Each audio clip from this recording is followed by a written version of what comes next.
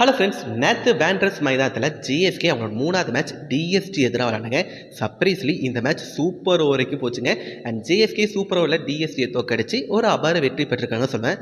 லிட்டரலாக GSK அந்த match ஜெயிக்கும் போது எனக்கு எப்படி ஃபீல் ஆச்சுன்னா, அதாவது ஐபிஎல் 2023 நம்ம ஜடேஜா வந்து சிஎஸ்கே ரெப்ரசென்ட் பண்ணி ஜிடிக்கு எதாவது ஒரு ஃபைனல் ஆடுவார். கடைசி பாலில் ஒரு 4 அடிச்சு ஜெயிக்க வைப்பா தெரியுமா, அந்த ஒரு ஃபீல் கிரியேட் பண்ணிச்சுங்க. ஏன்னா நேற்று மேட்ச் சரியான ஒரு நெயில் வெயிட்டிங் மேட்ச்னு சொல்லுவேன். நீங்கள் அந்த மேட்ச் பார்க்காம இருந்தீங்கன்னா நேற்று அந்த மேட்ச்சில் என்னெல்லாம் நடந்துச்சுன்னு சொல்கிறேன்.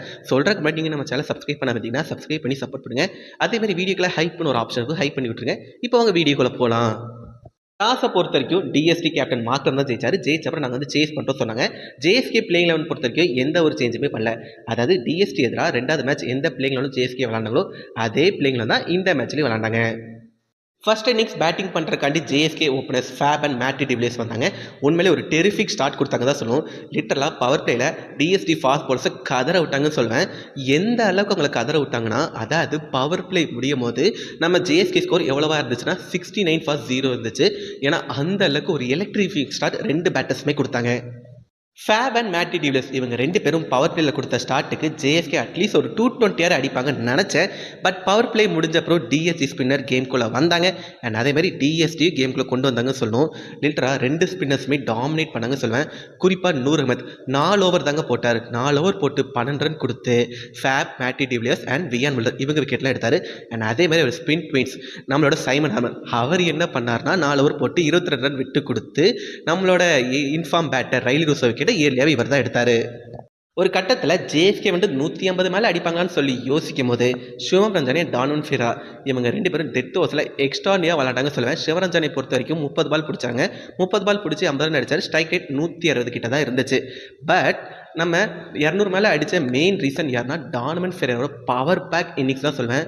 மனுஷனாங்க அவர், அதாவது 10 பால் தாங்க பிடிச்சாரு. 10 பால் பிடிச்சி அவர் என்ன பண்ணார்னா 4 6 1 4 அடித்து 330 ஸ்ட்ரைக் ரேட்டில் ஒரு 33 ரன் அடிச்சார் பாருங்க. அதனால தான் ஜேஎஸ்கே 200 ரன் மேலே அடித்தாங்க. ஃபைனலாக ஃபஸ்ட் இன்னிங்ஸ் முடியும்போது ஜேஎஸ்கே எவ்வளோ அடித்தாங்கன்னா 205 for 4 இருந்துச்சு. டிஎஸ்டி பவுலர்ஸ் பொறுத்த வரைக்கும் ஸ்பின்னர் சூப்பராகவே போட்டாங்க. பட் ஃபாஸ்ட் பவுலர்ஸ் ரொம்ப ஸ்ட்ரகிள் ஆனாங்க.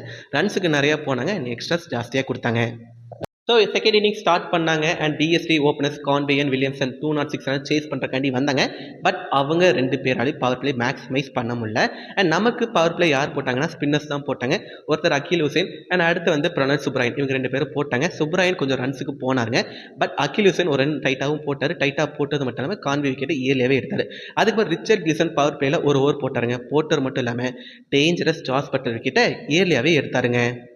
பவர் பிளே முடிஞ்சப்பறம் கூட ஃபெரேரா அண்ட் ஹுசேன் இவங்க 2 பேரும் எக்ஸ்ட்ராடியாக போட்டாங்க சொல்லுவேன். ஒரு சிலர் ரொம்ப நல்லாவே போட்டாங்க. கொஞ்சம் ப்ரெஷரும் கிரியேட் பண்ணாங்க. அந்த ப்ரெஷர்னால தான் அகில் ஹுசேன் கிட்ட வில்லியம்சன் வந்து அவுட் ஆகிட்டு போனார். கேன் வில்லியம்சன் அவுட் ஆனப்புறம் ஹென்ரி கிளாசன் உள்ளே வந்தாங்க. ஹென்ரி கிளாசனும் எய்டன் மார்க்ரமும் குட்டி ஒரு பார்ட்னர்ஷிப் டெவலப் பண்ணாங்க. அதாவது ஹென்ரி கிளாசன் 19 பால் பிடிச்சி 3 6 1 4 152 ஸ்ட்ரைக் ரேட்டில் 39 ரன் அடித்து டேஞ்சரஸாக இருக்கும்போது நம்ம டானமன் ஃபெரேரா அவர் விக்கெட்டை எடுத்தாருங்க. ஹென்ரி கிளாசனே அவுட் ஆகிட்டாரு. இதுக்கப்புறம் நம்ம ஈஸியாக ஜெயிச்சிடும்னு சொல்லி யோசிச்சுங்க. ஆனால் வந்தாருங்க எவன் ஜோன்ஸ். ஒரு ரூத்லெஸ் இன்னிங்ஸ் விளாண்டார் தான் சொல்லணும். அதாவது அவருக்கு இந்த சிங்கிள்ஸ் ஓடுற பழக்கெல்லாம் கிடையாது போல இருக்குது. அவர் பேட்டில் அடித்தாலே 6 4 தாங்க போகுது. ஒரு 4 ஓவருக்கு ஜோன்ஸ் இந்த பக்கம் 6 4ன்னு பறக்க விட்டா அந்த பக்கம் மார்க்கம் வந்து சிங்கிள் தட்டி விட்டு ஓடினார். அதையும் தாண்டி எப்போ அட்டாக் பண்ணுவோம் அப்போ அட்டாக் பண்ணி கொஞ்சம் சென்சிபிளாகவே விளாண்டார் சொன்னேன். லிட்டலாக அவங்க பார்ட்னர்ஷிப் பார்க்கும்போது அவ்வளோதான், இந்த மேட்ச் நம்ம தோற்றுறோம்னு நினச்சேன். பட் நம்ம ரிச்சர்ட் கிளிசன் வந்து இருங்க பாயின்னு சொல்லி மார்க்ரம் விக்கெட்டை எடுத்தாருங்க. மார்க்ரம் அவுட் ஆன அப்புறம் எக்ஸ்பீரியன்ஸ் டேவிட் வீசா கிரீஸ்குள்ளே வந்தாருங்க. அண்ட் அவரு எவன் ஜோன்ஸும் குட்டி ஒரு பார்ட்னர்ஷிப் டெவலப் பண்ணாங்க.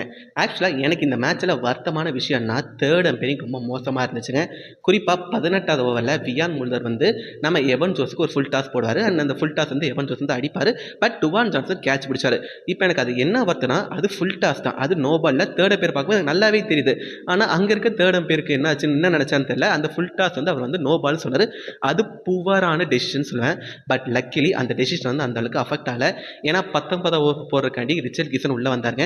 உண்மையிலே 19 ஓவர் ரொம்ப எக்ஸ்ட்ராடியாக போட்டார். போட்டது மட்டும் இல்லாமல் மொதல் பால்லே நம்ம எவான் ஜோன்ஸை வந்து விக்கெட் எடுத்தாருங்க. ரன் அவுட் ஆனார். சூப்பரான ஒரு பவுலிங்னே சொல்லுவேன். அண்ட் அதேமாதிரி 19 ஓவரில் இன்னொரு விக்கெட் எடுத்தார். டேவிட் வீசாக்கு ஒரு யார்க்கர் போட்டு ஒரு விக்கெட் எடுத்தார். ஃபைனலாக 19 ஓவர் முடியும் ஒரு ரன்ஸ் நம்ம டிஎஸ்டிக்கு எவ்வளோவா தேவையாக இருந்துச்சுன்னா 15 ரன்ஸ் கிட்ட தேவையாக இருந்துச்சு. அண்ட் எவான் ஜோன்ஸ் எவ்வளோ அடித்தார்னா 14 பாலுக்கு ஒரு 40 ரன் கிட்ட அடித்தார். ஒரு எக்ஸ்ட்ராடினரி இன்னிங்ஸுங்க. ஸோ ஃபைனல் ஓவர் ஜேஎஸ்கே கண்டி போட யார் வந்தாங்கன்னா வியான் முல்லர் தாங்க வந்தார். அண்ட் டிஎஸ்டி பேட்டர்ஸ்க்கு ஜேகே எவ்வளோ தேவையாக இருந்துச்சுன்னா 6 பாலுக்கு 15 ரன் கிட்ட தேவையாக இருந்துச்சு. வியான் முல்லர் ஸ்டார்டிங் மொதல் 2 பால் மோசமாக தாங்க போட்டார். ஒரு வைடியாக இருக்க ட்ரை பண்ணார், பட் அது வைடாக தான் விழுந்துச்சு. அண்ட் மொதல் 2 பால்லே 7 ரன் கிட்ட கொடுத்தாரு. அப்படி இப்படி மேனேஜ் பண்ணி 2 பாலுக்கு 5 ரன் கிட்ட தேவையாக இருந்துச்சு டிஎஸ்டி ஜெயிக்க. அண்ட் டிஎஸ்டியை ரெப்ரசென்ட் பண்ணி யார் அந்த பக்கம் பேட்டிங் பண்ணியிருந்தாங்கன்னா சைமன் ஹார் வந்து பேட்டிங் பண்ணியிருந்தார். ஆக்சுவலாக வந்துட்டு 2வது பால், அதாவது 2 பாலுக்கு 5 ரன் தேவையாக இருந்துச்சுன்னு சொன்னால சைமன் ஹார் ஒரு பால் 4 அடிச்சாங்க. அடுத்த பால் வியான் ஒரு சூப்பரான விஷயம் பண்ணார். என்னன்னா அவுட் சைட் ஆஃப் ஸ்டம்ப் போட்டார்.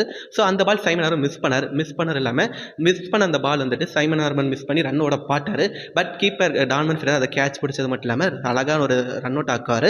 அந்த ரன் அவுட் ஆல தான் ஜேஎஸ்கே வந்து சூப்பர் ஓவருக்குள்ளே போனாங்க.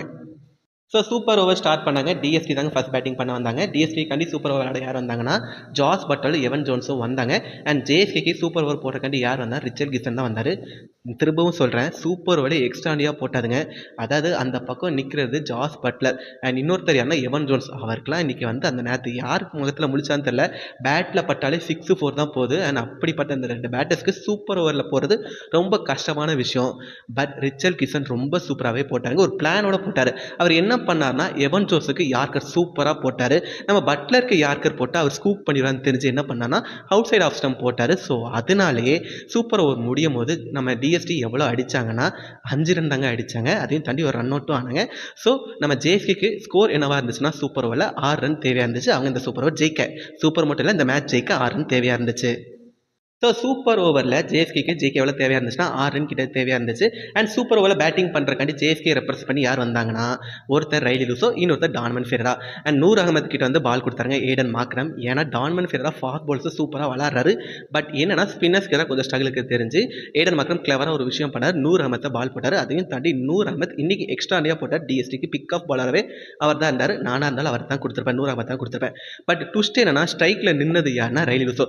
ரைலி லூசோ என்ன பண்ணார்னா 2 பால் பார்த்தாரு. அதான் 2 பால் தாங்க பிடிச்சாரு. மொதல் பால் அதை வந்து நூர் அகமத் வந்து அவருக்கு வந்து கால் கிட்ட போட்டார். நம்ம ரைலி லூசோ ஸ்வீப் அடிச்சு அது பேட்டில் எஜ்ஜு பட்டு 4 போச்சு. அண்ட் அடுத்த 2வது பால் வந்து Noor Ahmad outside off stump போட்டார். நம்ம ரைலி லூசோ கிளவராக என்ன பண்ணார்னா அந்த ஆஃப் சைடை தட்டி விட்டு 4 அடித்து சூப்பர் ஓவரில் ஜேஎஸ்கே ஜெயிக்க வச்சார். ஓவரால் நேற்று மேட்ச் எப்படி தெரியுமாங்க இருந்துச்சு, பால் இன் கோர்ட் மாதிரி தான் இருந்துச்சு. அதாவது அந்த வெற்றி வந்து ஜேஎஸ்கேக்கும் வரலாம், இல்லை டிஎஸ்டிக்கும் வரலாம், அந்த மாதிரி மாறி போயிட்டு இருந்துச்சு. ஆக்சுவலாக ஜேஎஸ்கேக்காண்டி நைட்டு 1:30 மணி வரைக்கும் மேட்ச் பார்த்து முடிச்சப்பறம் எனக்கு என்ன தெரியுமா தோணுச்சு, ஒருத்து அப்படி தோணுச்சு. ஸோ நீங்களும் என்னை மாதிரி ஜேஎஸ்கேக்காண்டி நேற்று மேட்ச் பார்த்தீங்களா? அப்படி நேற்று மேட்ச் பார்த்தீங்கன்னா அந்த மேட்ச் உங்களுக்கு எப்படி சொல்லி கீழே கமெண்ட் சொல்லுங்கள்.